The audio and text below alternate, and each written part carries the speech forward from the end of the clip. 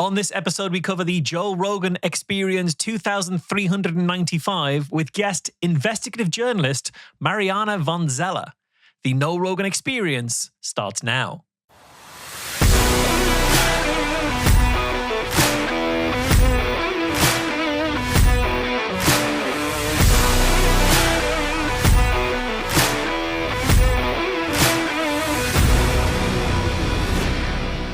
Welcome back to the show. It's a show where two podcasters with 140 hours of Rogan experience get to know Joe Rogan. It's a show for anyone who's curious about Joe Rogan, his guests and their claims, as well as just anybody who wants to understand Joe's ever-growing media influence. I'm Michael Marshall. I'm joined as ever by Cecil Cicirello. And today we're going to be covering Joe's October 2025 interview with investigative journalist Mariana van Zeller.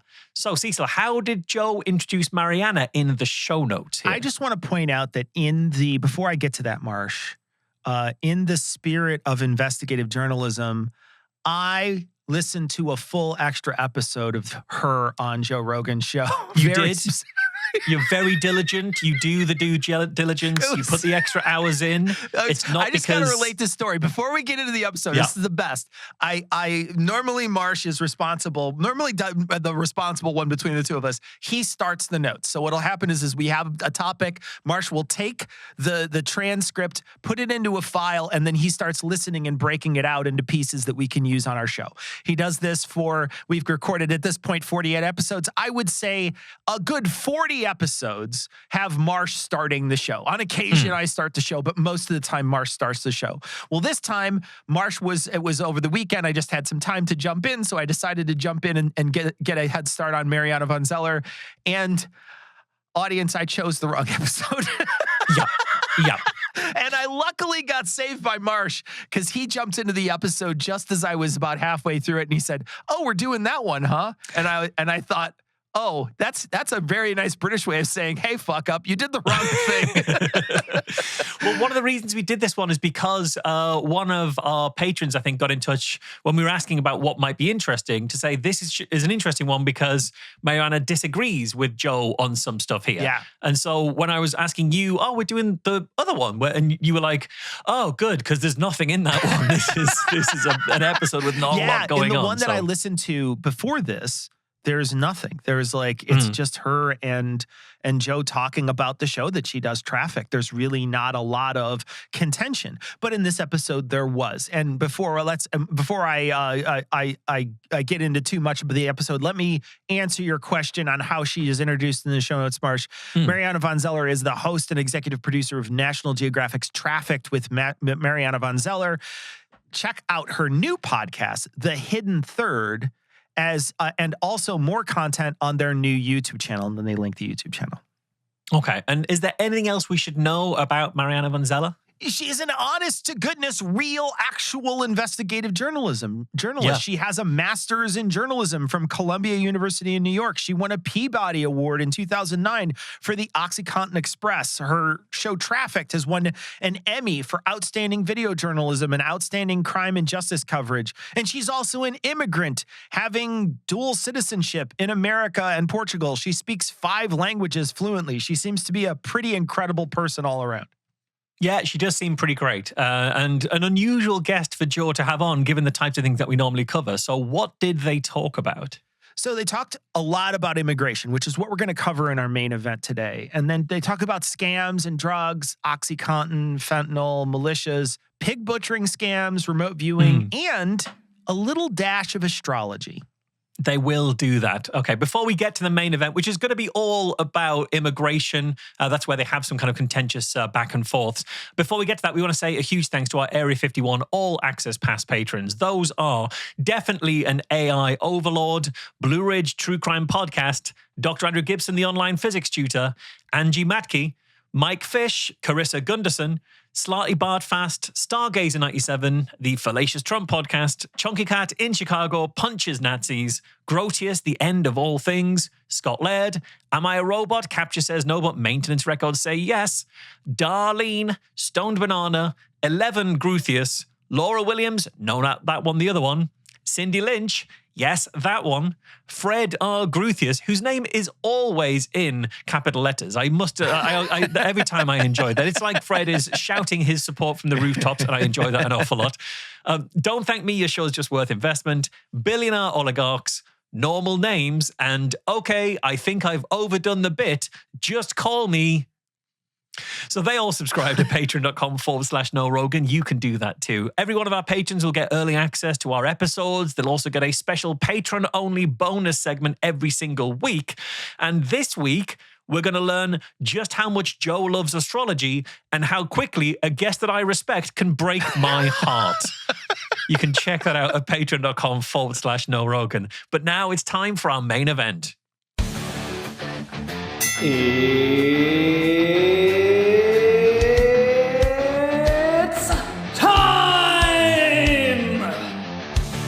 So a huge thank you to this week's veteran voice of the podcast. That was Brandon Lawson announcing our main event. Remember that you can also be on the show by sending us a recording of you giving us your best rendition of It's Time.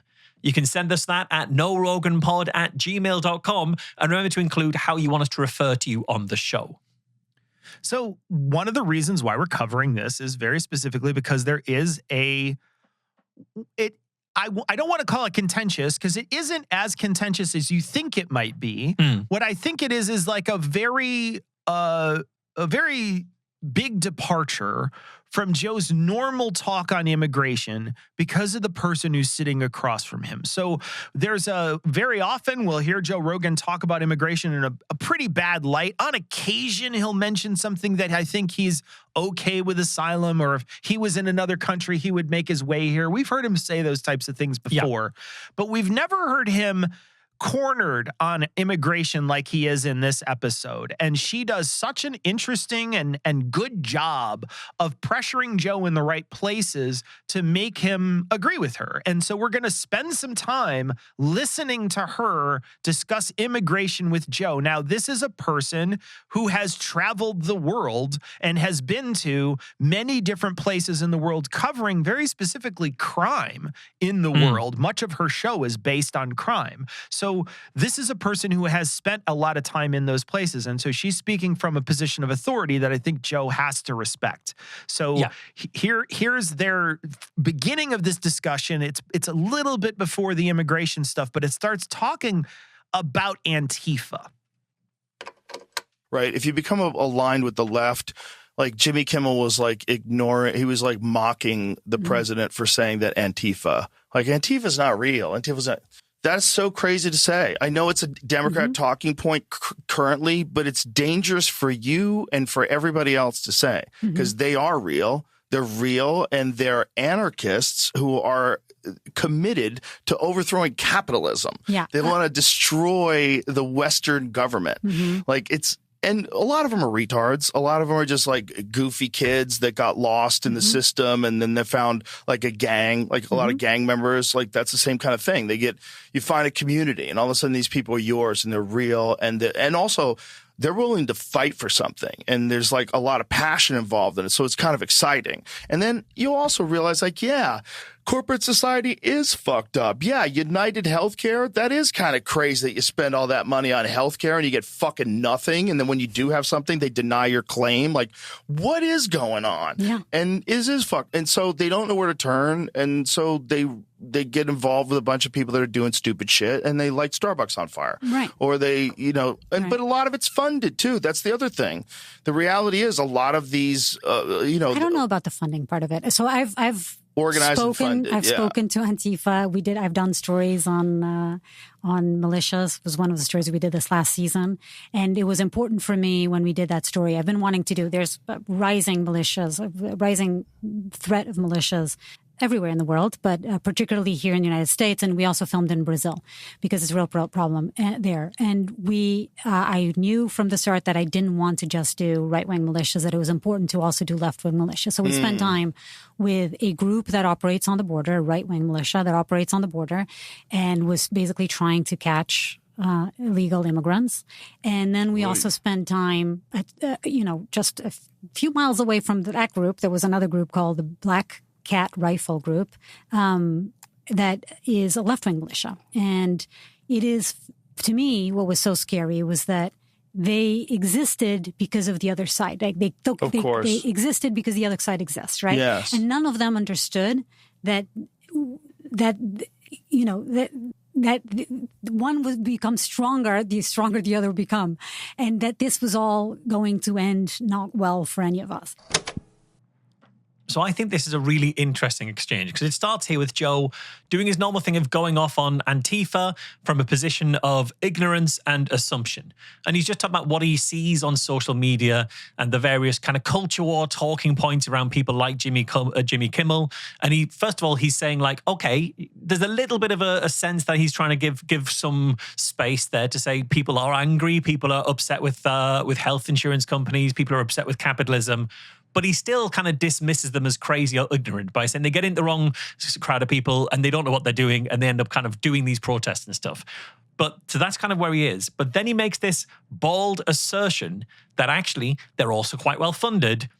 And the problem with that is Mariana's a proper journalist. And so she's going to pull him on that claim about being funded. She can let him have his opinions about whether they're very knowledgeable or not, but she's going to pull him on that funding point.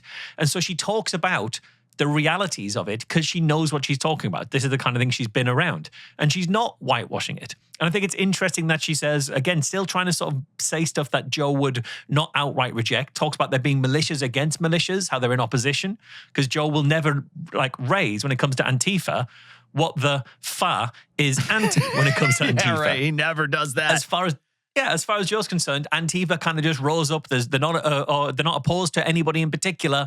They just exist of their own right, and they may well be funded, and that they exist in order to kind of disrupt America. Or if somebody were to point out that they were anti-fascist and they were to say fascist, Joe would say something like, and this is just a guess, but I think this is a pretty educated guess after almost 140 hours of listening to Rogan, that he would hand wave it away and say, well, what does fascist even mean anymore?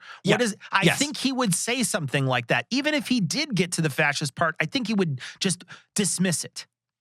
Yeah, I completely agree. And we saw him having those kind of dismissals with Konstantin Kisin, where he was saying, well, Nigel Farage isn't a fascist. And actually, literally after that show has gone out, there's been lots of stories in the papers here in the UK of people who went to school with Nigel Farage recounting times that he was doing Nazi salutes and goose-stepping across the playground and saying to people, Hitler was right, we should gas the Jews. But not a Nazi, not a fascist. Unfortunately, that came out literally after we recorded the show. Like, guys, put out the revelation a bit earlier. But so it's interesting that she points out that there are left-wing militias, but they're often in opposition to right-wing militias. That might look like it's both sides of it. I think it's actually smarter than that. I think she's agreeing with Joe where she thinks it's valid, but then is using it to redirect this towards challenging Joe's assumptions and sympathies. And I think that's really smart in order to have this conversation with somebody whose positions I presume she knows on this issue. Yeah, and she says they exist because the other people exist. She is. Yeah. I think there is a very interesting way to put that, in the sense that they wouldn't be around if it wasn't for these right-wing militias. And I think there is definitely a moment there that you can sort of tease out if you listen to what she has to say. There's a part of this, though, where he genuinely, in the beginning, he's saying to say that there's no such thing as Antifa and Antifa isn't real. That's crazy to say. And it's like, yeah, I mean, Antifa's real in the sense that people are anti-fascist, but to think that that's some sort of organized group of people is just not based in reality. You know, a funded one, no less. Yeah. Yeah. I mean, like there's also, I really think that this is really a strategy. The reason why this administration is targeting Antifa is so that they can get to define what it is for other people. It's a decentralized group of people who oppose their policies. So they're going to target whoever they want to put in that box. This is still not talking directly about immigration, but it leads to that point. So this is them talking about Charlie Kirk and Trump, and then it's going to lead into immigration. Well, look what happened when Charlie Kirk got murdered. People were literally cheering. I watched it. I watched a lot of it online. I watched it through famous people and prominent people that were just condoning his assassination, if not celebrating it, by saying, you know, that he put hateful rhetoric out there in the world. But the way to counter hateful rhetoric is love. You have to recognize that these people are wrong. They're coming from a wrong position and eloquently state the right position, which is what Martin Luther King Jr. did. Yeah, which is not what President Trump said at the memorial of Charlie Kirk. What did he say? Well, I hate my enemies. He loved his enemies. Yeah. I don't agree with any of that. I don't agree with any of that. Particularly if you're the president of the United States, you're not. Well, he's a nut, but it's also the only way that guy survived what he did, what he went through, what they tried to put him through. You have to be a kind of a nut. They tried to put him in jail. They tried to make a fake Russia collusion thing. They did for 3 years, a concerted effort that was paid for by the Hillary Clinton campaign that funded the Steele dossier. It was like nutty stuff. Like tried to put him. He got convicted for 34 counts of felony that none of them were a felony.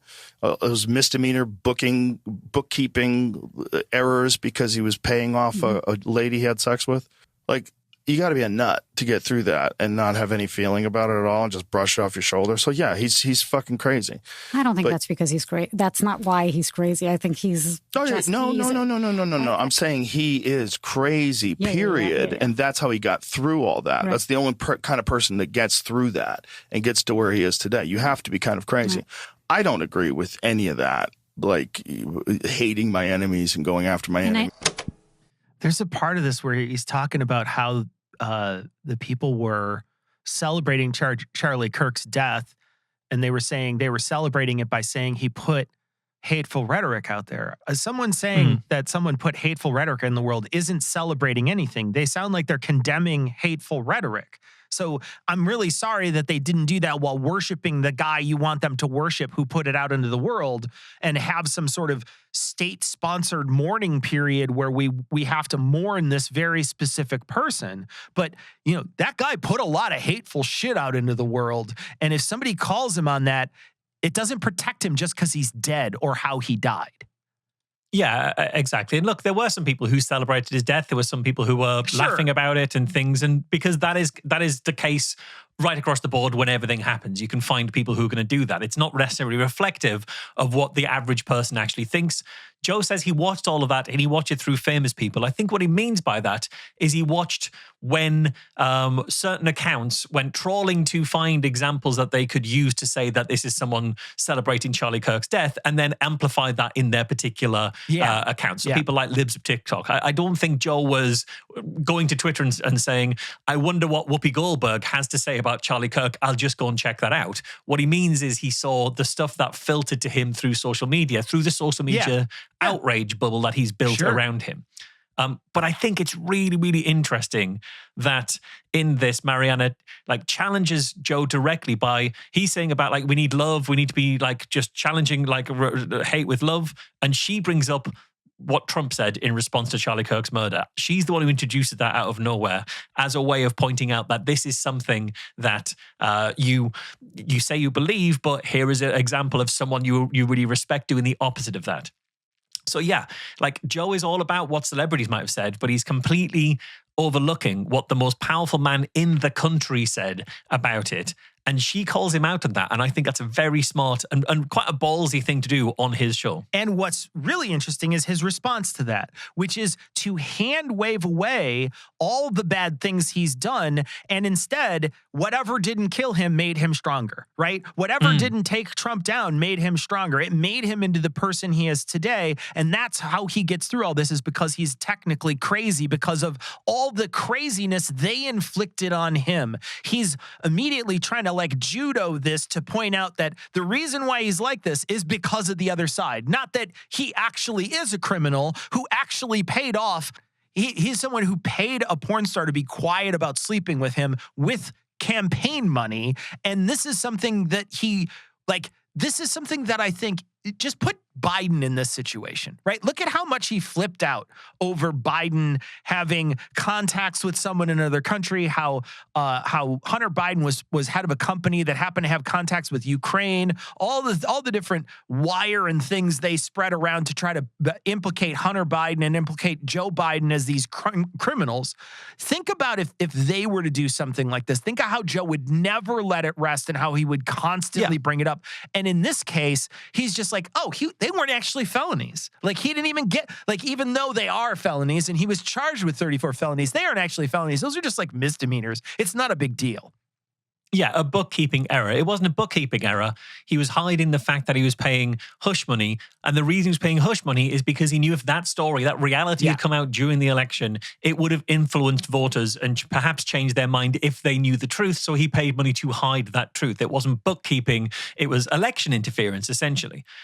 Joe's defense here is essentially, don't hate on your enemies unless you need to, because you've been so persecuted by people all of the time and you've had such a hard time of it that it's kind of fine for you to do that. This is pure apologetics. And I think it's a bit embarrassing for him, to be honest.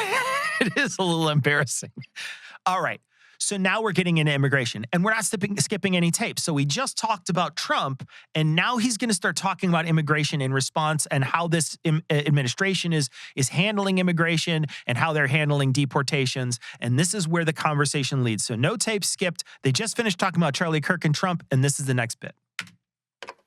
I know you don't agree with the immigration raids either, which I've heard you talk about on this podcast. And listen, I think I'm so happy that you do talk about it, because I do think it's an incredibly important issue. I mean, it is an important, and it's one of those right-left things too, right? Where people on the right are like, fucking turn them all back. You have no idea. Every time I posted about this, and I get so much hate. Also, like, I get immediately people saying horrible things about immigrants and saying horrible things about me, and I get unfollowed immediately. Like, people don't like it.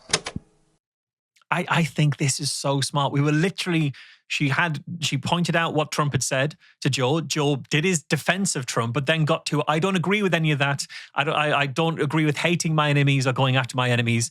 And she takes that disagreement he has with Trump about hating enemies and rolls it into his opposition to the immigration raids in order to put those pieces together for him. Like, you don't like what Trump did there. And I know you already don't like this other part over here, which isn't the same conversation, but actually it's indicative of the same kind of bigger picture. This is like judo, is the way that she's moving this conversation around.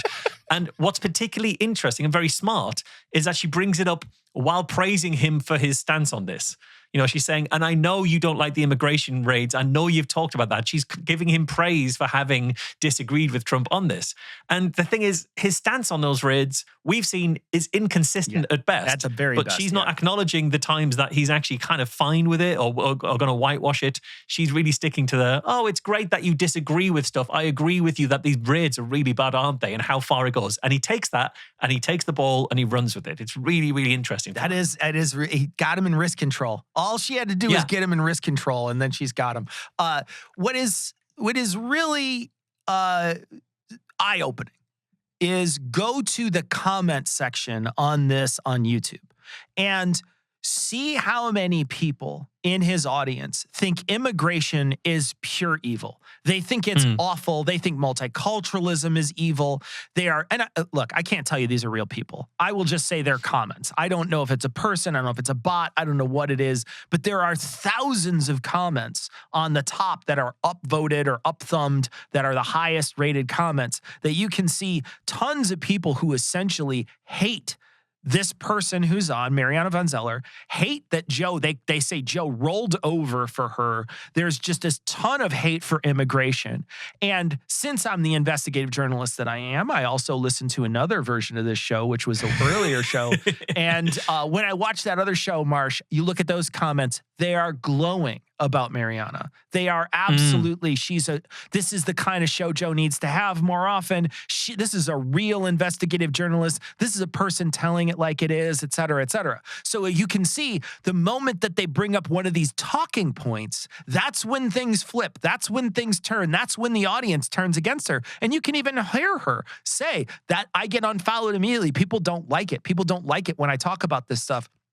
And I gotta say, props to Joe, because I suspect his media diet reflects a lot of what these commenters are commenting on in this particular episode. And so, some props for talking about it in a way that I know is going to get him slammed by his own fans. And I can tell you it did because I read the comments on his video. Yeah, but I think that is it's props for Joel for doing that. But I think it's also testament to her ability, interpersonally, agreed, to get people to the same side as her. And you can see, I mean, she talks at various points in this interview in ways that we aren't going to go into because it's not part of this story, where she goes to cartel bosses or she goes to people who are running scams and she ingratiates herself into their goodwill, and she's doing karaoke with a guy who runs a big scam company in order to get them to like her so she can find out more or have a more kind of an impact in her journalism, learn more. And I think she's doing that with Joe. Like, she's able to put a little lead on Joe and walk him around these issues in a way that he'd be blind to. He'd be refused to do that with a less skillful guest. All right, no tape. Skip, still talking about immigration. They like do it the right way. They like do it the right way. Here's the problem with that. You can't do it the right way. If you live in Mexico or you live in Guatemala and you're walking here and you're getting across the Rio Grande River, and here's the other thing. For the last 4 years during the Biden administration, it was well known throughout the world that the borders were wide open. So an estimated, who knows, what is the total number? Put this into Perplexity. That's our sponsor, Perplexity. Ooh, what does it say? How many people do they estimate came in illegally over the past 4 years during the Biden administration? But it's millions and millions of people, right? So people knew that they can come across. Now they're here because somebody invited them, right? And then they were bused to these places and flown to these places, and they were given EBT cards, and some of them were given cell phones. And now you're going to arrest them? Now you're going to like swoop in and handcuff them? And fuck, like, this is crazy. You asked me to be here. They don't know. It's the same goddamn country. Okay. All right, she's gonna debate him on this for a few minutes. But I wanted to touch on this really quickly.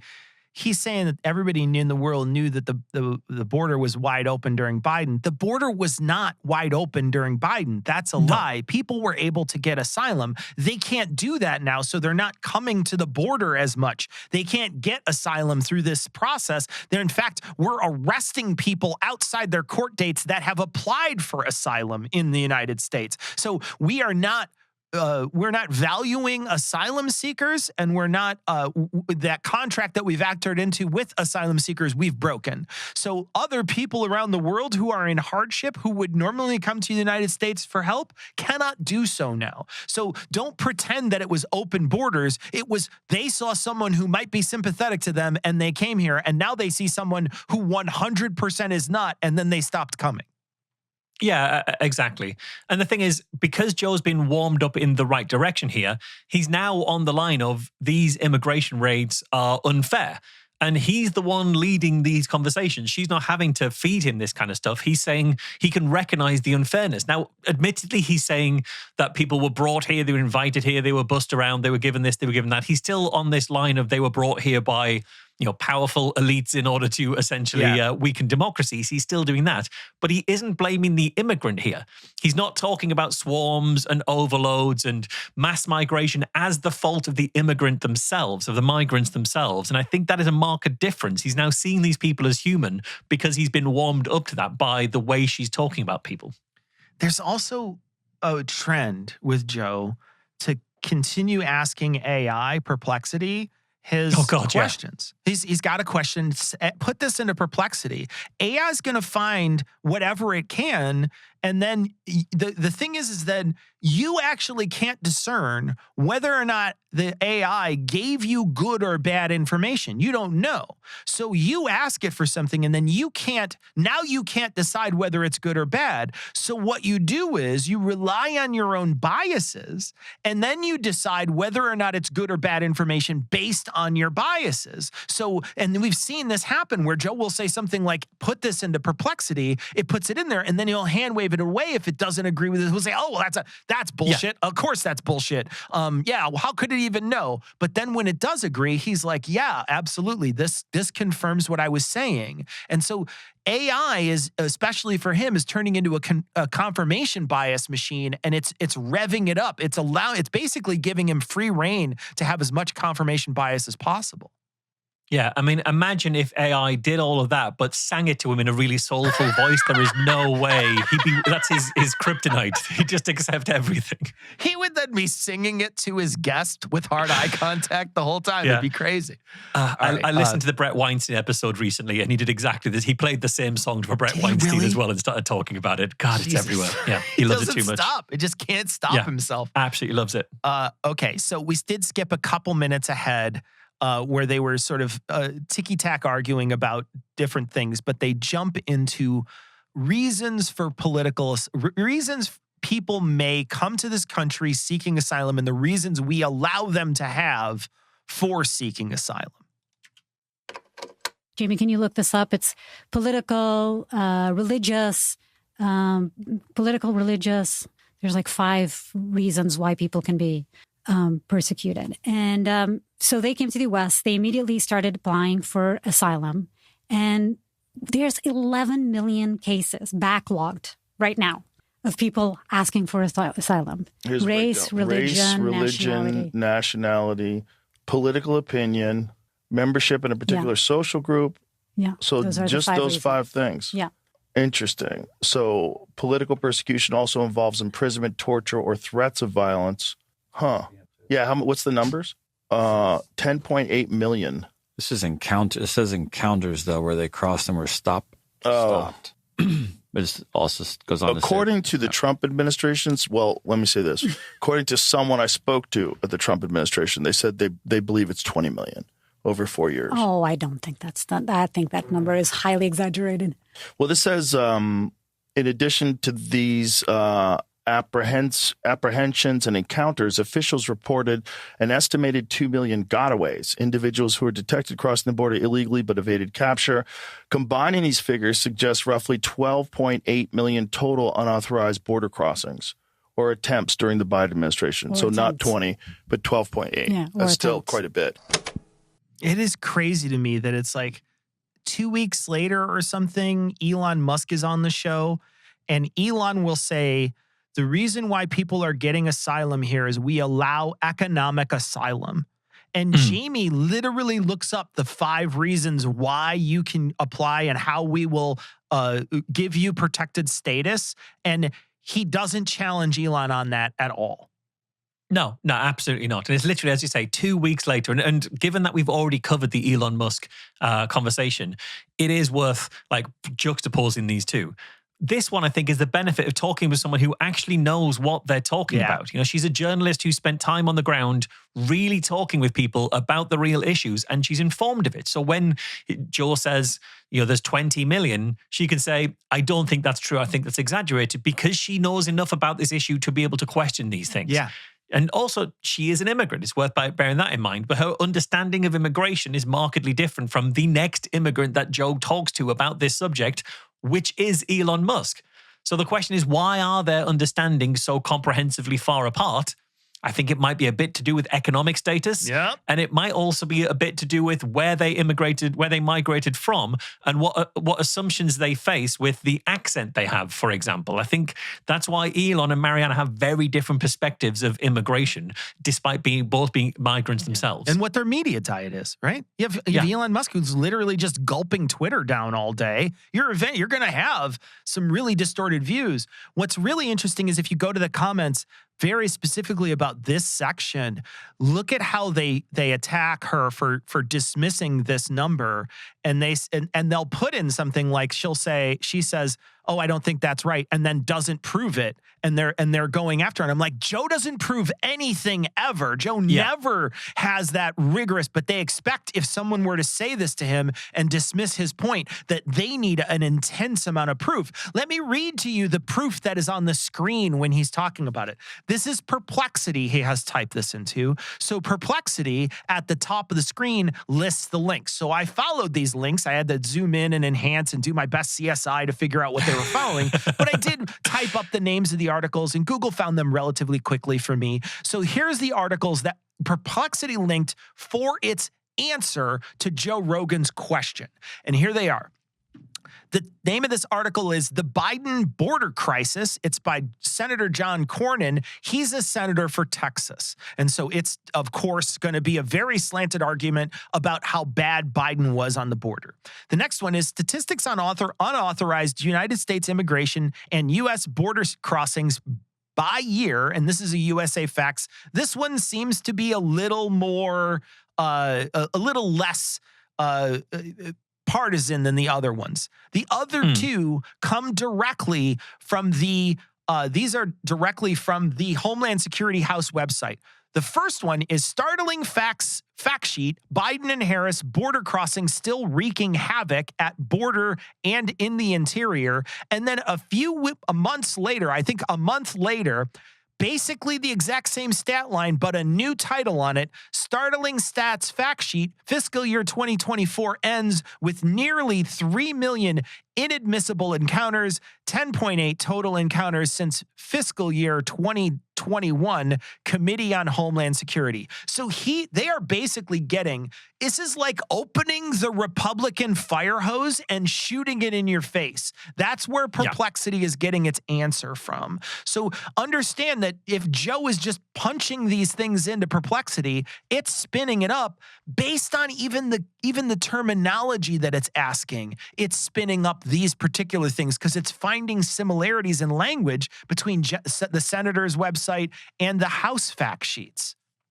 Yeah, and I think that's such an interesting point to actually follow those links and see where it's getting it from. Because as far as Joe is concerned, well, this is AI. AI isn't biased. AI doesn't have opinions. AI can't have ideological or partisan leanings. So this is just objective.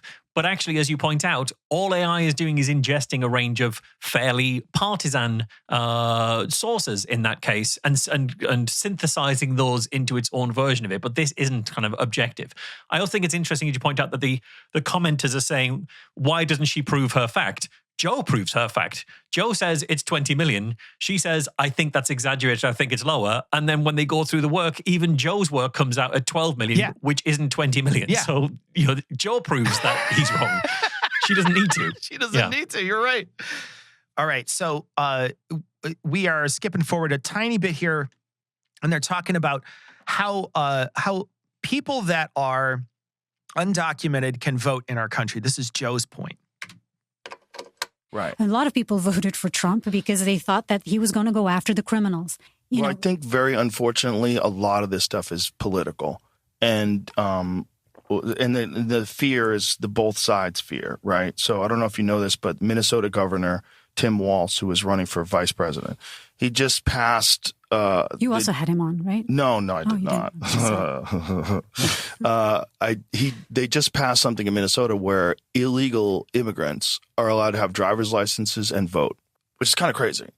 Because are you sure? Yes, that they're allowed to vote. Yes, just yesterday. We'll pull it up. Illegal immigrants, as in they don't even have a green card. As in not supposed to be here. And they're allowed to vote. Can have driver's licenses and can vote. Let's find out. This is the story that I read. Jamie, find out. I read the story and he was proudly talking about. I know, sounds crazy, right? It sounds crazy, yeah. Because I became a citizen so I could vote, and it took me a long time to get. Oh yeah, no, I know a lot of friends who became American citizens, and it was a long, grueling process, and they had to prove that they were exceptional, that there was a reason for them to be here. A lot of them were comedians and entertainers, and what is it?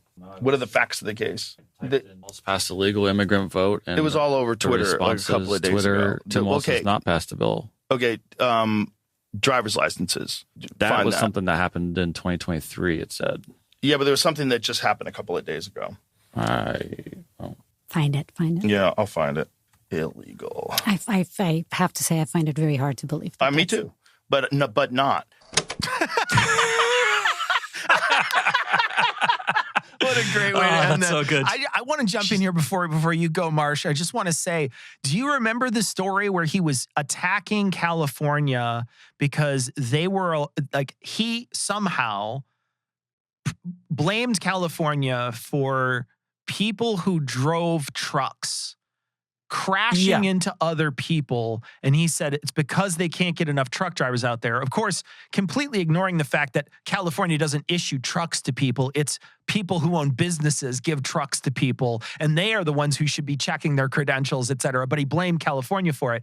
But wouldn't this being like letting people who are here undocumented, at least giving them a driver's license test to see if they should be worthy to be on the road is an important step to not having someone who has no idea how to drive behind the wheel of a car. It feels like that's how you, but Joe in some ways has this crazy cognitive dissonance when it comes to licensing drivers. It's like in one case it's bad and in another case it's good. He doesn't know where to land on it. Yeah, the unlicensed driver who killed Elon Musk's definitely real friend's wife totally in that definitely real tragedy that we can't find any information about. I think that's true. So at the start, they're saying, and Mariana's saying that people wanted Trump to focus on the criminals, and the problem is people might have done that. People might have even voted for Trump because he promised he would be deporting criminals. But the problem is there were just nowhere near as many criminals as Trump was claiming when he ran, and so if they did decide to just go after the criminals, there would be none of the mass deportations that he was promising, because you can't mass deport a small number of people. There'd be no intimidating visuals because it would be too obvious that what he ran on in terms of the number of criminals who were coming over the border was just a lie. It was a lie designed to scare people. You got to walk them all past the camera so many times. They just got to walk in a circle around the camera hats. like for half an hour. It's a whole thing. Yeah, like a Scooby-Doo background. Absolutely, yeah. The suit of armor, grandfather clock doorway, suit of armor, grandfather clock doorway. Just the same thing, but with Mexican criminals. Yeah.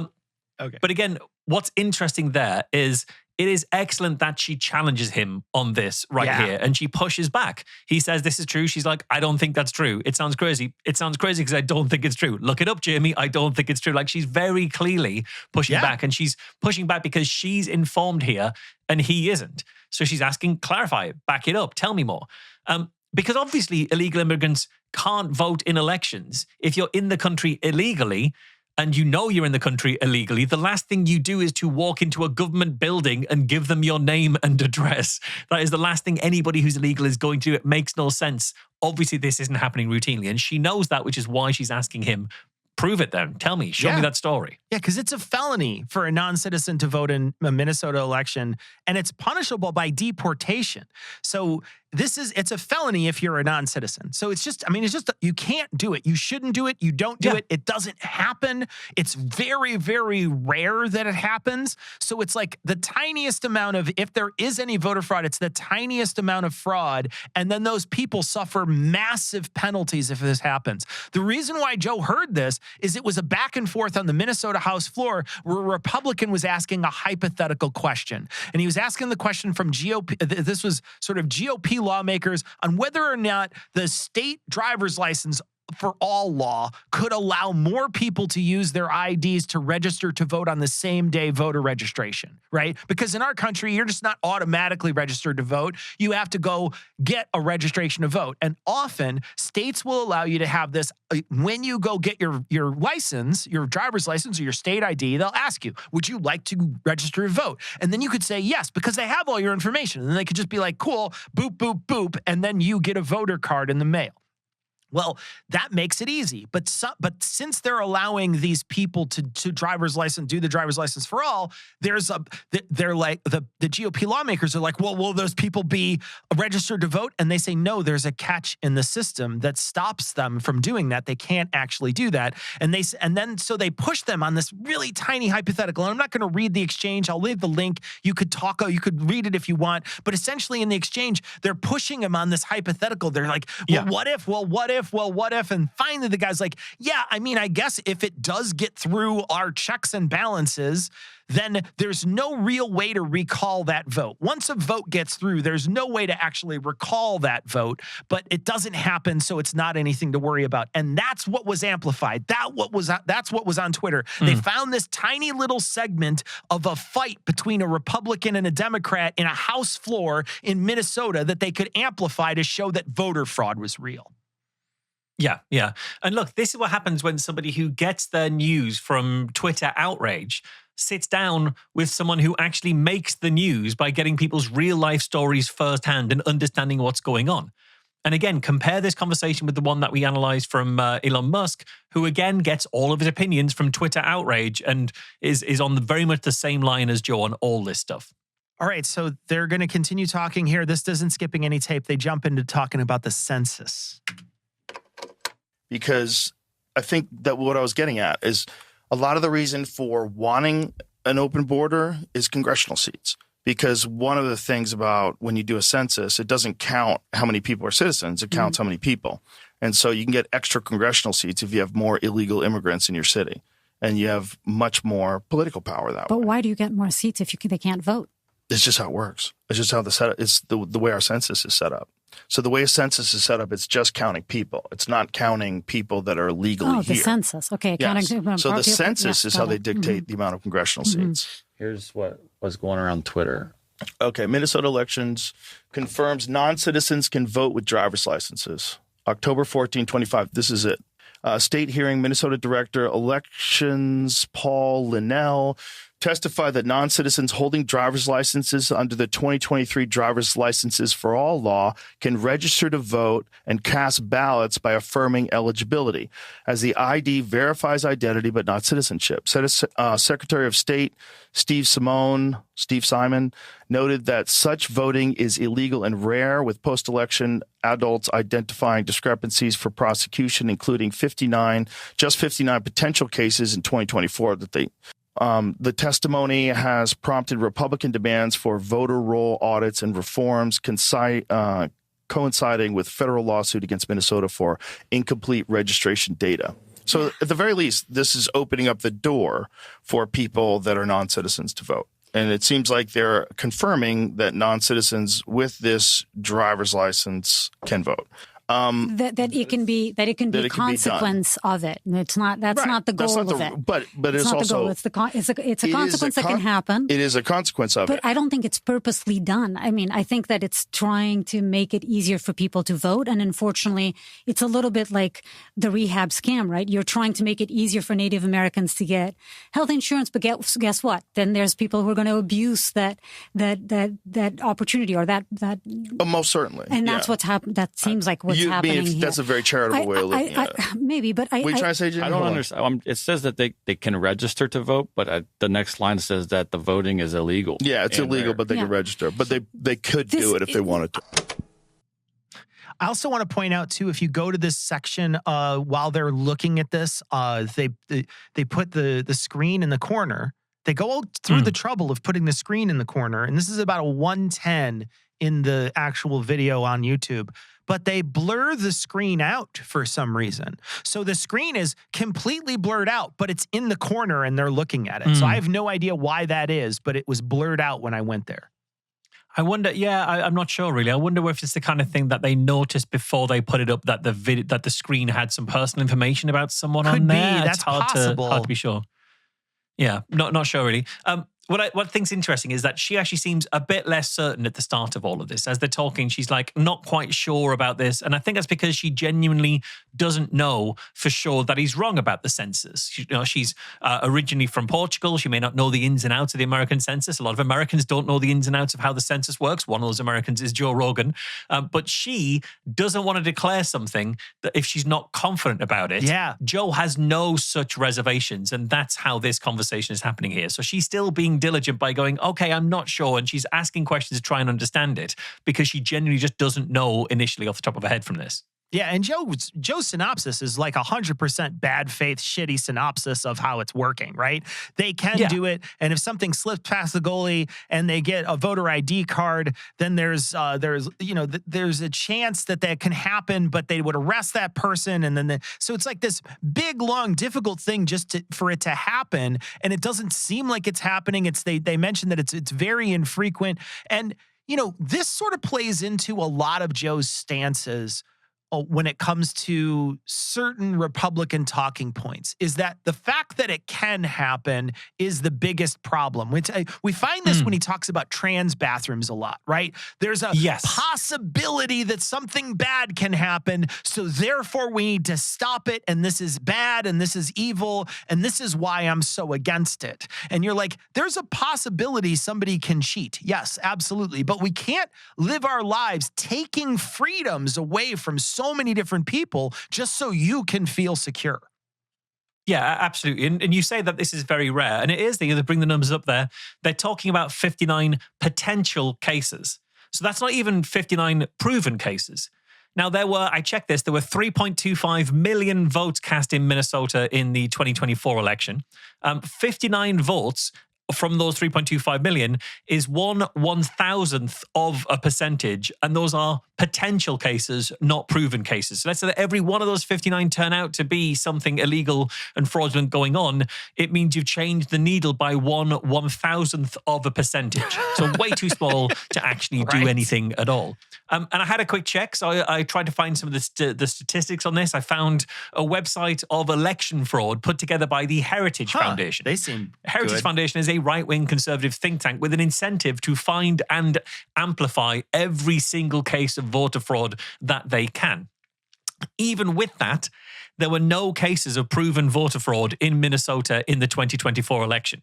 There were 6 cases of proven fraud, according to the Heritage Foundation, in 2022, and only one of them was a non-citizen who'd actually forged someone's signature in order to vote on their behalf.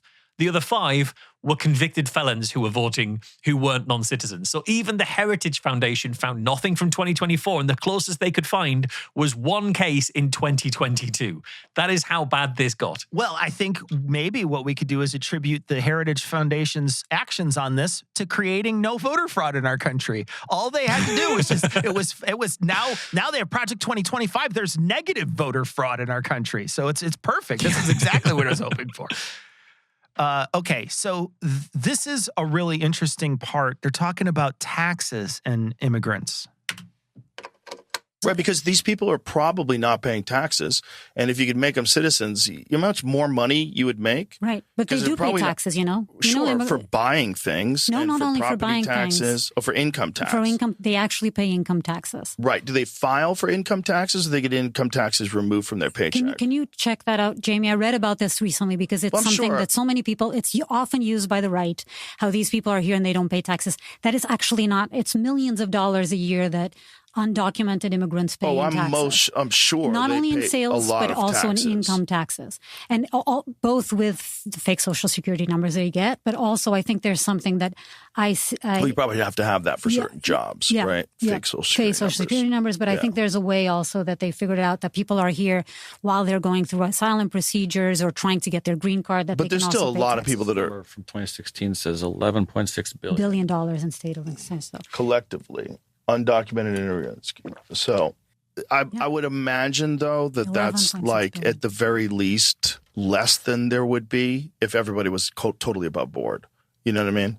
Oh, yeah, 100%. We could be making so much more money. Exactly. And I mean, they're who are we kidding ourselves? I mean, they are the backbone of our economy, particularly in California where I live. There would be no construction. There would be no agriculture. There would be no, kitchens and restaurants and hospitality services without these immigrants. Undocumented immigrants paid nearly $97 billion in federal, state, and local taxes in 2022. So the idea that they don't pay taxes is bullshit. It's a lot of money. Yeah. And that's money that now you have to account for because those people are going to get kicked out. It's also one thing you got to point out, too, is that they're actually paying more in taxes than the average citizen because they're not receiving the same benefits that a regular citizen would have. So I put money into the kitty, but I also take money out of the kitty when I use these benefits that benefit me, say whether it's SNAP or it's some sort of assistance or something else that I'm using my tax dollars for that benefit me directly. An undocumented immigrant wouldn't have that. They wouldn't have access to that stuff. Yeah, exactly. But I just love that she's bringing this up on the side of migration. We don't hear these conversations happening on Joe Rogan. As far as most of his guests are concerned, immigration is a drain on America. It's stealing jobs. It's harming the economy. And she's pointing out that actually people contribute a huge amount. Yeah. And I love that this several times now we've heard her actually asking Jamie to fact check what's happening here. I don't think I've ever seen a guest do that. So Joel will do that. It was like, Jamie, can you check this out? Yeah. But when guests talk about Jamie, it's normally, Jamie, could you find this thing that I want to share? Mike Benz is asking Jamie to find on my Twitter this specific thing. You have other guests saying like, oh, I've got this video here, or if you look for this specific video, it's not check if I'm right or not. It's look for this very specific place. She's saying, okay, let's find this out. I think this is an important thing. Jamie, check how much tax immigrants pay. And she's not leaning on anything. She's not biasing. Right. She's just asking him to fact check. And I think that's so interesting. And it shows integrity. It shows that she actually wants an accurate thing to be found and not just the thing that supports what she has to say. Yeah. I mean, how many times have we seen guests dictate the words that Jamie has to put into a search engine to find the specific thing they need to find? Leaky brain. Yeah, absolutely. Yeah. That's a great point. Yeah. Okay, so second to last clip, they're still talking about immigration, and we're talking about criminals now. I saw one of the conversations with Tom Homan where they were saying that 70% of the people that they catch coming across... Which was bullshit, you know? But let me say this. 70% of the people that they catch and send back are criminals. Bullshit. Even if it was true, why don't you get that down to 100%? Like, why don't you, figure out who's not a criminal, and then you'll have everybody on your side? Like, if you're only deporting gang members, no one would be complaining. If you're only going after known gang members and getting them, only going after known scammers, criminals, fraudsters, armed robbery, traffickers, whatever anybody's doing, then you'd have everybody on your side. 30% is crazy. Imagine if that applied to most things. Like if most people who were accused of a crime, 30% of them were 70% were guilty. The other 30% were innocent. 3 out of 10, and everyone's getting fucking snatched up en masse. But you know that number is not correct. It's actually 40% that have some sort of criminal history. But a lot of times it's non-violent. It can be a misdemeanor. It can be actually a parking ticket. And only 7% of the people being deported have been have been charged with criminal violence. Wow. So the numbers are insane. So first of all, I love that Joe is the one pointing out that 70%, if 70% of the people you deport being criminals would be a bad thing. That's not a win if 30% of the people you're deporting are innocent. Yeah. I do have some bad news. He says, imagine if that applied to any other crimes, that 30% of the people were innocent. Joe, I've got some terrible news about the US justice system, my friend.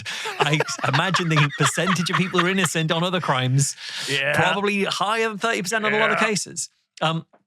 I also think he's right that if Donald Trump was only deporting gang members, no one would be complaining about the number of people they're deporting. That's completely true. The problem is Trump and the people around him have primed people to believe that there are way more gang members to deport than there are. There are way more fraudsters and thieves and drug lords and people, murderers.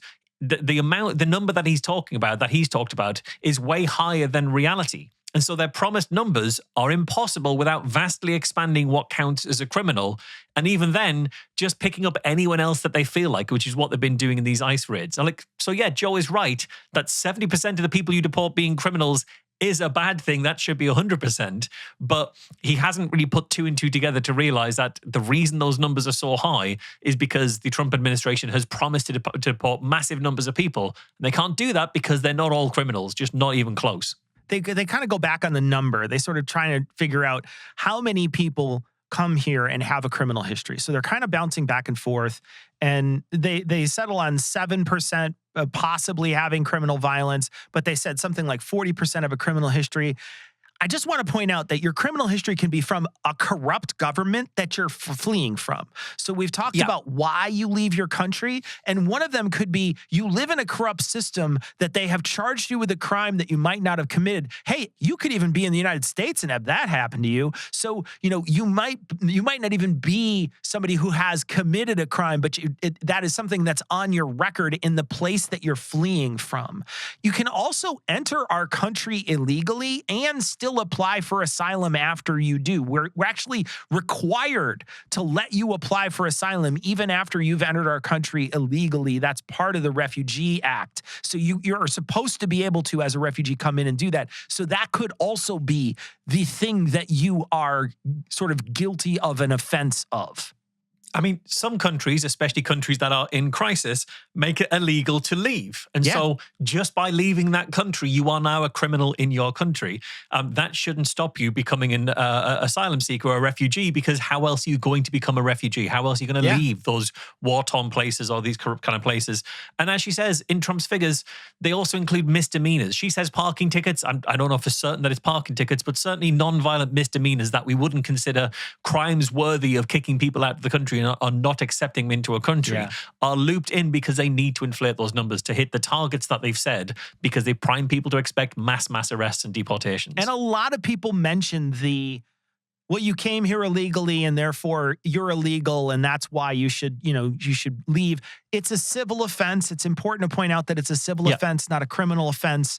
And it also on the website for citizenship and immigration, it says, can I apply for asylum even if I am in the United States illegally? And here's what it says. It says, yes, you may apply for asylum with the U.S. CIS, that's Citizenship and Immigration, regardless of your immigration status. If you are not currently in removal proceedings, you file an asylum application within 1 year of arriving to the United States to demonstrate that you are within the exception to that rule. So you can do it. Like the people who flip their shit over this, it's literally the reason why people come here, and then they're being chased. They are afraid for their life, and then they come in. It's like, imagine if someone were being chased down the street by an axe murderer and they ran into your house. To try to feel safe, you wouldn't be like, well, geez, you came in here all bad. I don't like how you came in here. You need to go back outside with the axe murderer. You would probably be like, hey, well, let's try to figure this out. You ran into my house. You're clearly afraid. Let's see if we can sort this. It's the same thing. We're saying you can't come in here, and since you broke this rule of fleeing from another country, we're now going to send you back or send you to another place on the globe. It's heartless and awful, and it definitely overturns all the things we've agreed with when we decided to agree to this refugee pact that we have with other nations. Yeah, and we're in that pact too, and we have exactly the same arguments happening here from people who don't understand that entering this country illegally is not something that would bar you from seeking asylum or refuge here. All right, so this is the last clip. This is about the census. I wonder if they could mitigate some of this shit if they just change the way the census works. But I don't think they can. I think it's a constitutional thing. I think it's the way the Constitution is written. Mm-hmm. I think it has something to do with just the way it says it. It doesn't say lawful citizens.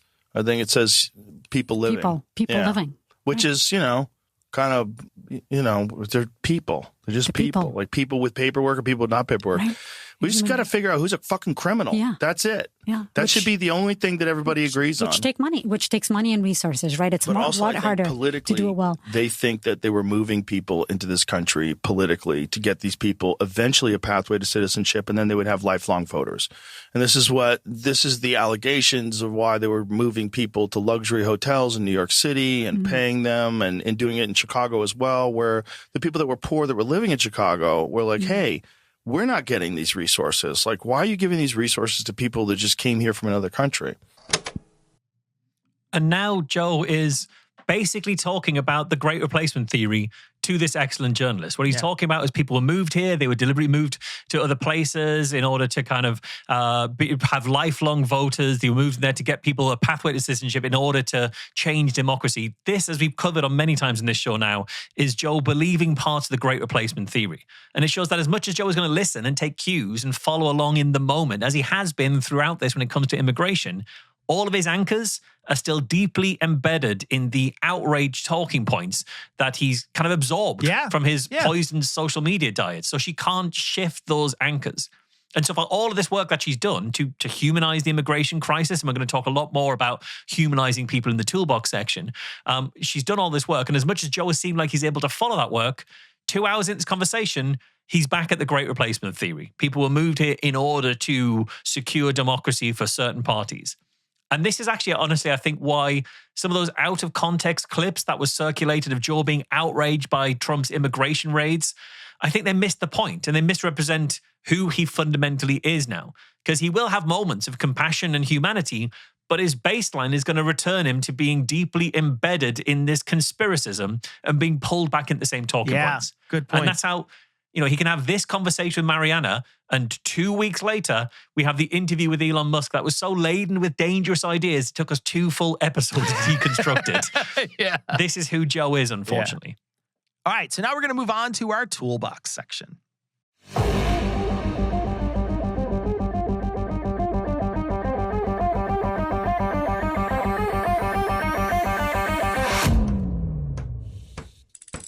But it's a tool. It's a tool in the toolbox, and we need a lot of tools. Okay, so for the toolbox this time, Marsh, it's not specifically a fallacy, but more of a method to try to get Joe to understand something using empathy. Yeah, I thought it was really impactful all the way through and really notable all the way through this conversation that whenever they're talking about some of these big topics, she anchors them in real life human stories and keeps putting a human face on the tragedy. She does that early on when they have a whole conversation about scam rehabs, and she talks a lot about the people who were actually victims of that and sort of puts a face on the victim. She does that later in the episode when she's talking a lot about investigating scammers, pig butchering scams and online scams, and talking about how the scammers themselves are often victims, and talking to people who've had to be forced into the labor of running these scams and how they're tortured and things. And again, putting a human face on things. But really all the way through the conversation about immigration, it's particularly apparent. And I think it does start to change the way that Joe at least talks about immigration during this conversation. It's a great illustration about how using people's stories and encouraging you to put yourself in someone else's shoes can change the lens that people use to view these kind of topics. And I think it's really worth looking at for that reason. All right, so we're going to start out. This is a very indicative clip of this section, talking about looking at the world through someone else's shoes. And also, I think the most important part for me, which has always been, and I've talked about this with you, which is trying to understand if the circumstances were different, if it could have been you and me doing that, I think most certainly that's the case. Yeah. Yeah, most certainly that's the case geographically. No, 100% geographically. Yeah. If you have no options and you're stuck in a third world country, guess what? Yeah. You do what you got to do. Yeah. It was that story that we did in the same episode you mentioned, the cocaine trafficking, which I will never forget, which was the kid who was carrying in his backpack, right? He was 16, 17-year-old kid carrying cocaine, 20 kilos of cocaine on his back for days on end in the jungles. Had seen so many of his friends being killed in front of him by rival gangs. And when he, when I asked him, why are you doing what you do? He says, because I've always wanted to be a dentist. I want to go to school and be a dentist, but my family's too poor and they can't afford my education. And the only job that I have available for me now is doing this cocaine trafficking or, carrying cocaine on my back. And these are stories I hear all the time. So the idea of being able to place ourselves in people's shoes and understand that, yes, even the people that we consider the bad guys could be me and you, as you know, has always been very important for me. So the podcast allows me to do that. Well, that's great. So, yeah, this is great. Joe's right. This is great. I think it's an excellent way to frame this in a way that's grounded in real people's lives. This is 5-6 minutes into the interview. This is really upfront, and it's kind of a statement about how she is going to proceed here. And I think it's interesting. People are engaging in a dangerous criminal activity. Why are they doing that? It's because it's their only way out. And you don't often hear that in the media, and you certainly don't hear that a lot on Rogan. So it's interesting that this is the framing she's going to be using, and we will see that throughout this conversation now.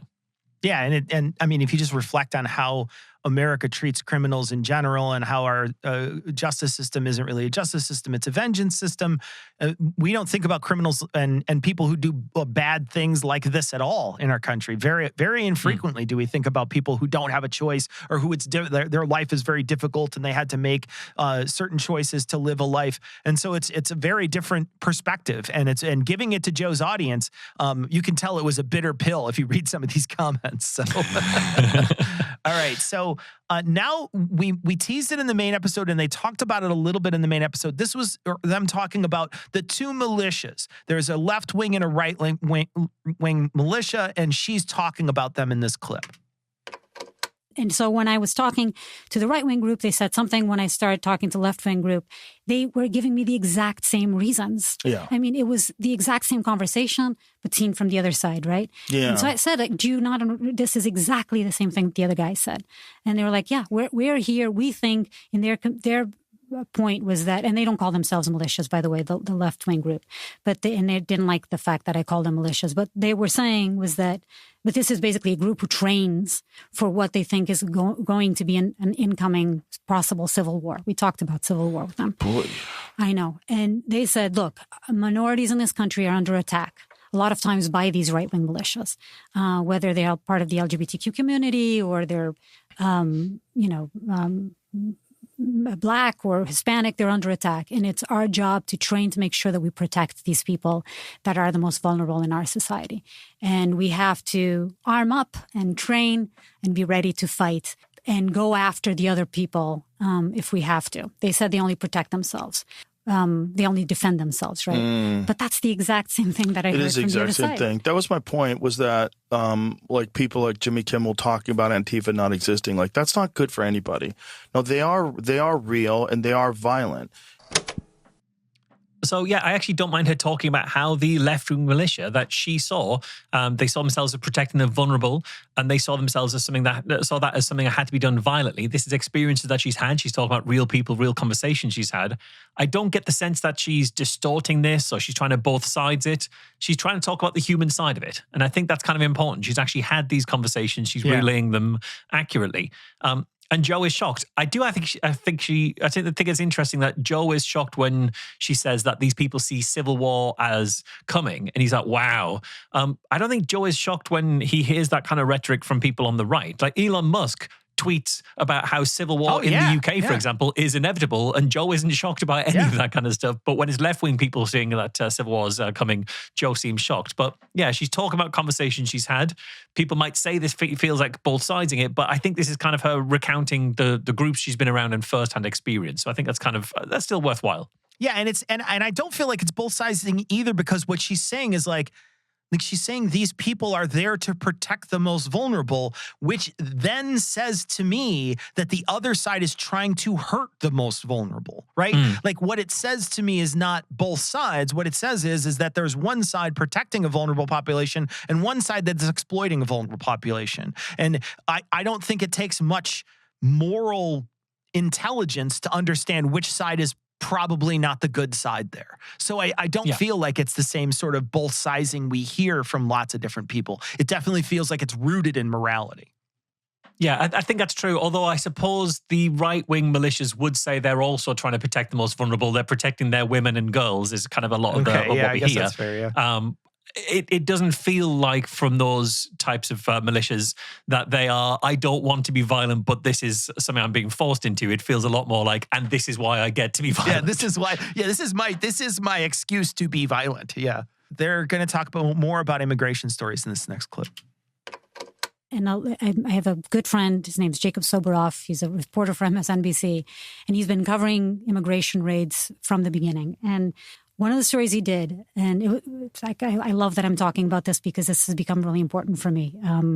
Because I live in LA and I'm affected by this on many levels. Also, you have an accent. I have an accent. Exactly. I'm an immigrant. So you might get green card. I know, yeah, exactly. They might pull you over.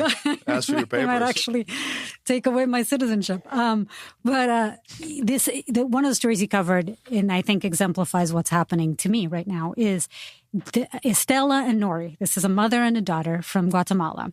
The daughter was born in Guatemala with her mother, and her mother was gang raped in the small town. She's from a small, impoverished town in rural Guatemala.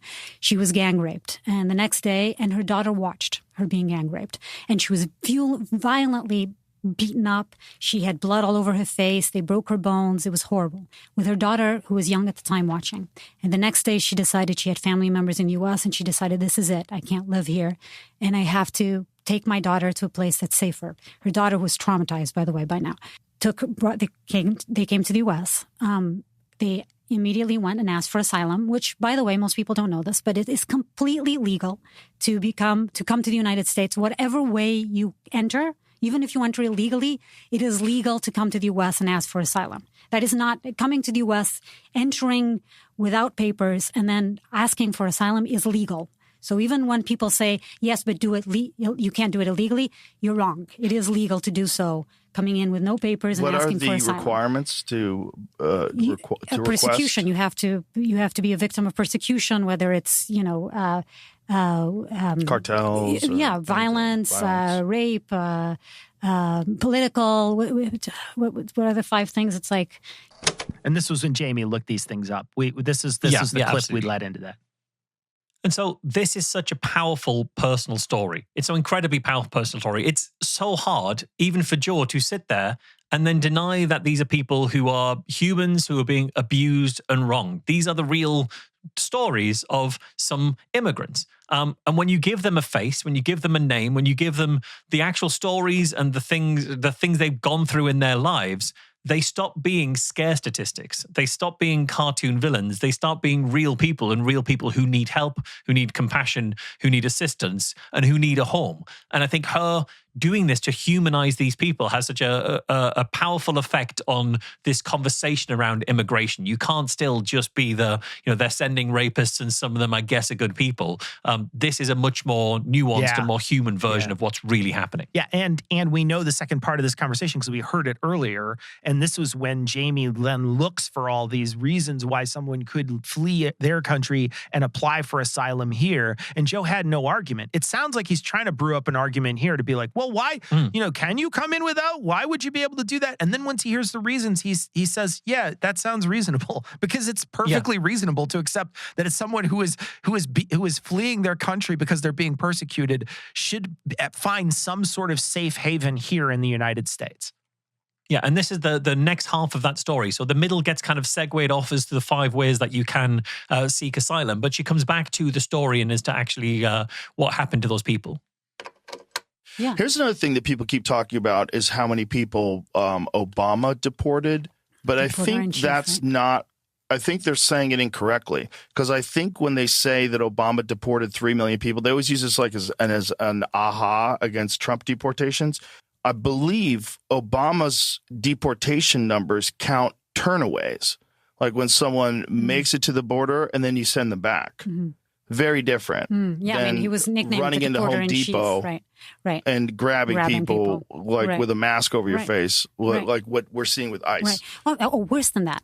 Even worse than going to the Home Depot is the case of Estelle and Nori, where they were going to check in on their procedures at the courthouse, and when they went to check on how their asylum case was going, they were detained. They had been living here for several years. The daughter is a star athlete. Amazing student, but wait, even worse. So they are deported back to Guatemala, taken, like their family didn't even know where they were. They were taken. They took away her medication. She had high blood pressure, the mother, high blood pressure. They got to Guatemala. They don't know. They haven't lived there in decades. They have no idea what to do. They have no money in their pocket. They don't have access to the medication. So the mother dies. And the daughter stays in Guatemala, and there's footage of her holding the coffin until it's buried and her wanting to be with her mother. And these are the stories. I mean, even if this just happened with one person, we should be asking if this is the right thing to do. But this is happening to, hundreds, if not thousands of people all across the country. And this is not all right. I mean, this is not all right. We should not be doing this. Especially if someone's already been granted asylum. Like there should be. So their asylum procedure was ongoing. They hadn't been granted yet, but that is. But still, you can't remove somebody who's ongoing asylum procedure, and plus that's not meaning she was trying to do it the right way. Yes, absolutely, and that's not what we were sold, right? Yeah, they want to bring up Obama in this clip at the beginning, and I want to touch on that. They talk about him deporting more people, and that is true, but really.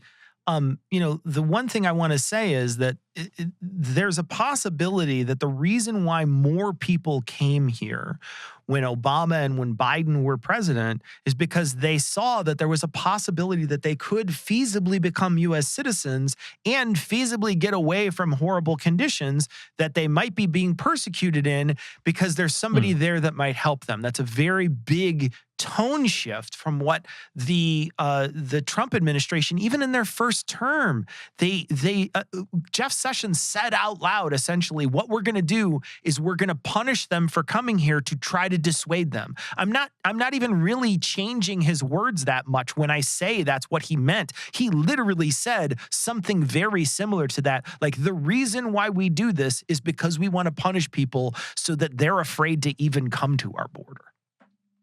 Yeah, we had a similar policy here in the UK of hostile environment, it was called, to create a hostile environment for migrants in order to deter people. But yeah, while Joe wants to get into that conversation, and even then when he's talking about Obama, he is saying, well, actually, it's not quite as straightforward as being a gotcha for Trump. But he's trying to shift to a bit of, it's always been pretty bad. It's always been this bad. She outright rejects that, and she pivots back to the real story. Yes. And points out that this person had become so settled that she's now a student and an athlete, and she was ruthlessly deported to a country that she doesn't know, had no support network in, was penniless, and as a result of what the US government did to her and her mother died. That is on the US government and its cruel policies. And Joe can't what about that? He can't excuse that. He follows her and he can feel the weight. You can hear him feeling the weight of that personal story. And then she points out, one of these stories would be bad enough, but there are hundreds, if not thousands, of these stories. And it really humanizes what is otherwise seen as this incredibly dehumanized statistical conversation. It puts a real person's face and name and story back onto that. And they're moving forward a couple minutes in this conversation. They're still talking about the exact same issue. Either way, I think what is happening is that immigrants are being used as political pawns, right? As we know, true. From both sides, by the way. True. Both sides. 100%. And we both agree with that. And these are human beings, like the mother, and like so many of these stories, like the father of the 3 military American guys went and served for our country, and the father was deported. These are, horrible stories of human beings. And a lot of times the people that are traumatized are American citizens. They are the kids. They're pulling away their family members, their mothers, their fathers. And it's American kids who are being traumatized. It's also heartless. And you're showing to the world that you don't care, that you just want to achieve a result, and you want to achieve a result that is going to leave a terrible feeling for anybody with a heart that looks at that story in that case. And then you're going to associate the United States government more and more with tyranny, more and more with fascism, 100%. More and more with, you think you're just enforcing a law because these people broke a law, but that there's still human beings that have been a part of these communities. Yeah, and sometimes they didn't even break the law. All they were doing was following the law. What does that say about the implementation, about this deportation push, and what does it say about the people pushing it? And Joe misses that completely. Yeah, he does. But look at the cumulative effect of humanizing these people's stories by this point. Joe's sympathy is very clearly with these people and is against what it's saying about America. Joe is the one saying that when you do stuff like this, it's no wonder people will associate America with fascism. Yeah. Can you imagine any other time where Joe would be talking about how like America and fascism in the same sentence is a reasonable idea? But here he is. It's so humanized. He's feeling the weight of the emotional weight of what's really happening to these real people that he can grasp it in that moment. I'm still going back to the comments that I read on this. And it didn't change the hearts of a lot of those people. In fact, I think it inflamed them enough to leave a comment, right? So really interesting, different juxtaposition here is Joe feels like in the moment that he's sort of changed in some ways. We know he's not because we heard his conversation 2 weeks later and he's just as bad about immigration as he's ever been. But at least in this conversation, this particular podcast, if you've never listened to Joe Rogan and you just stumbled onto this podcast, you might think he's a pro-immigration guy or at least soft around immigration. And so, but this I think really upset a lot of people who were listening, and it genuinely, I don't think it reached them the way it reached Joe. All right, now we're going to be talking a little bit. This is more stories. They're telling a story about a different person, but this time they're talking about a very famous case of Garcia, the person who's been in the news like crazy. But there have to be a way to sift out. You have to figure out, okay, who's the cartel members, who's a terrorist, and 100%. So I don't believe in an open border, but I do believe that once people are here and they've completely integrated into society, it seems pretty foolish to just snatch them up and send them to countries that they don't even know anymore. How about this guy in Maryland that this Abrego Garcia guy that they're trying to send him to Africa. Oh my God, it's insane. 3 countries in Africa said no. But one said yes, right? I don't know. Have they? Are they going to send him to Africa? Was it Ghana who said yes? They just got it. Oh, they failed. Okay, good. Why are they sending him to Africa? He's not from Africa. It's like, guys, that's crazy. Yeah. I'm happy you use your platform to talk about this because rarely do I get an issue that I'm like this passionate about and that I see so much injustice that I feel like I need to talk about this. There's no heart to it. Yeah. You have to have a heart. You have to.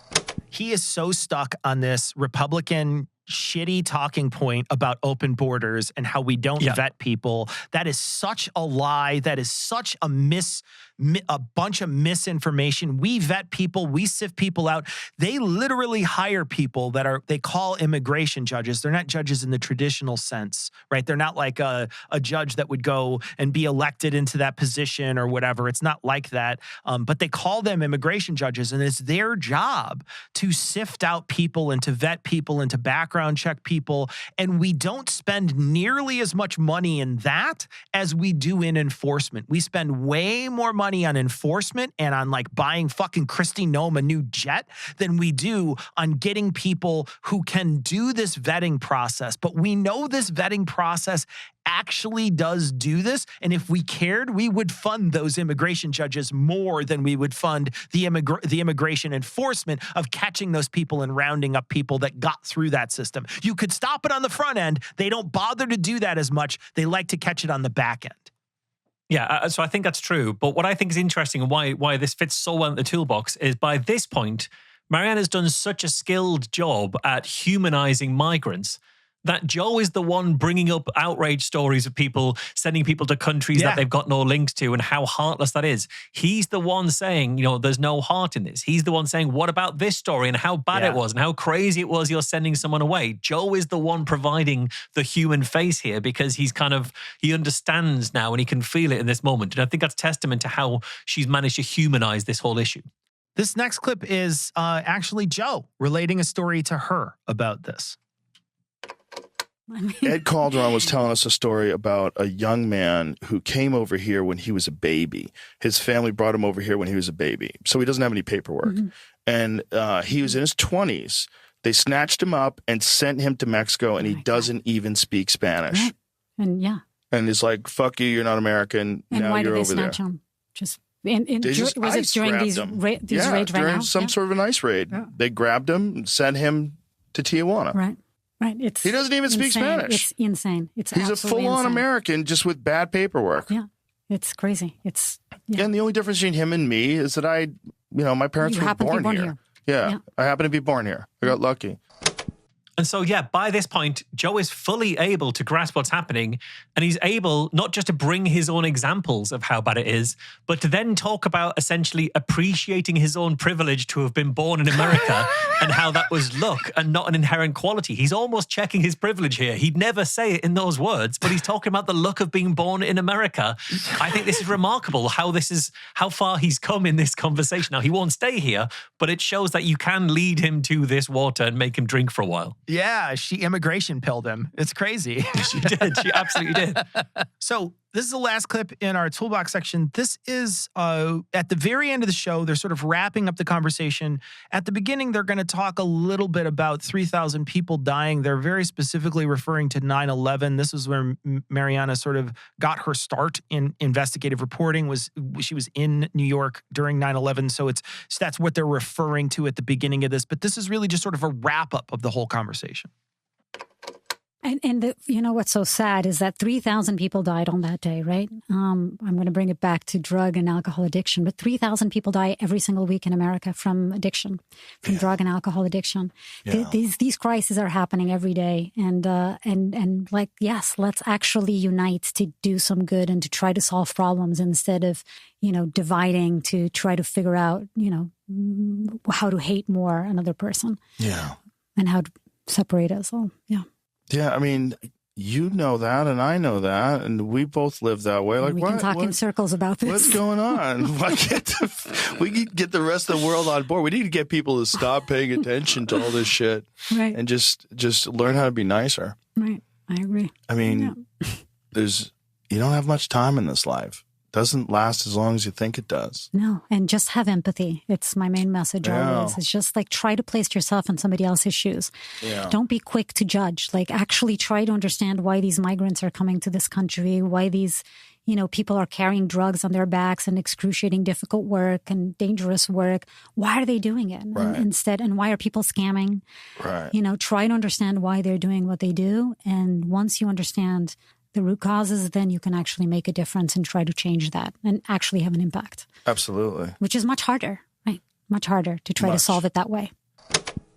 So I absolutely love that she even turns her experience of being a journalist at 9/11 into a point not just about how America can be a community when it wants to be, with it, people can stand shoulder to shoulder and be supported when they want to be, but also that mentality should be extended to the deaths from drug addiction and alcohol addiction and to the lives of migrants and even to the lives of people carrying out scams. She talks a lot about people who are doing scams and how we should be compassionate and empathetic to some of those people and understand what's like how they got there.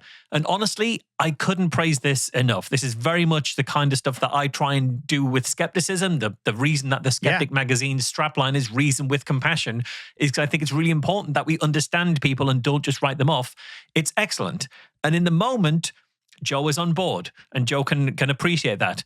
But ultimately, he retacks back to his baseline position because just 2 weeks later, he's talking about drug zombies and the great replacement theory with Elon Musk. But at least in this moment, this fleeting moment, we found his soul, we found his heart, and he could connect with other human beings who were in peril. Yeah. Let's wrap it up with that.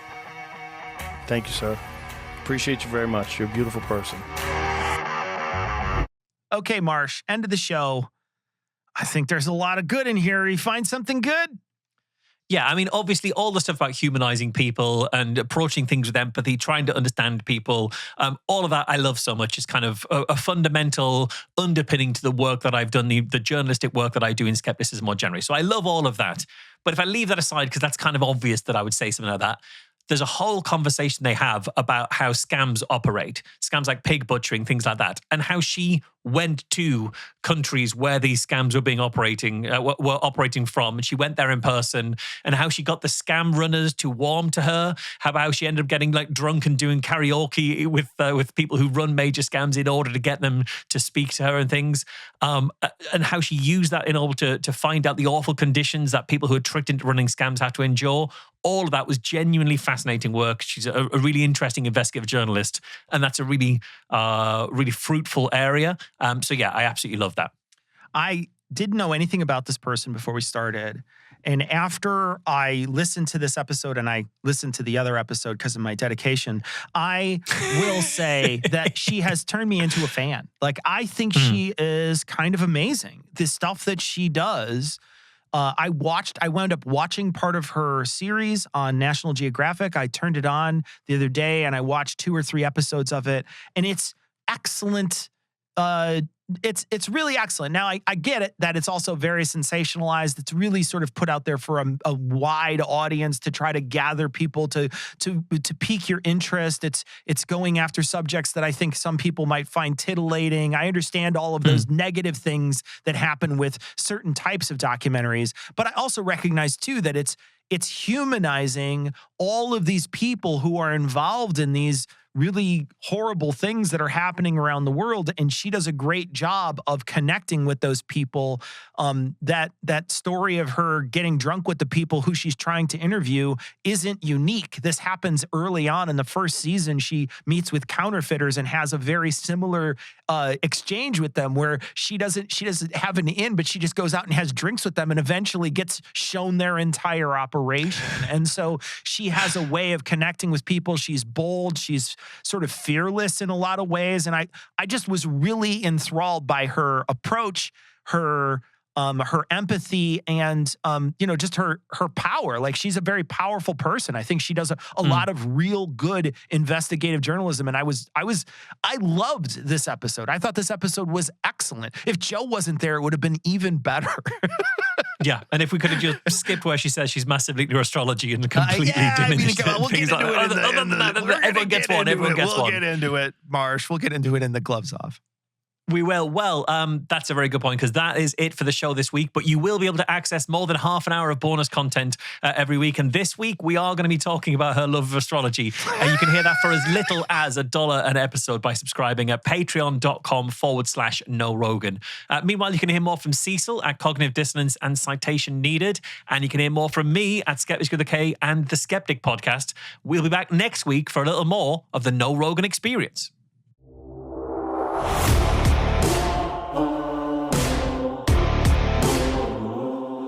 If you love the show, please rate and share it. If you want to get in touch with us, become a patron, or check out the show notes, go to knowrogan.com, KNOWROGAN.com.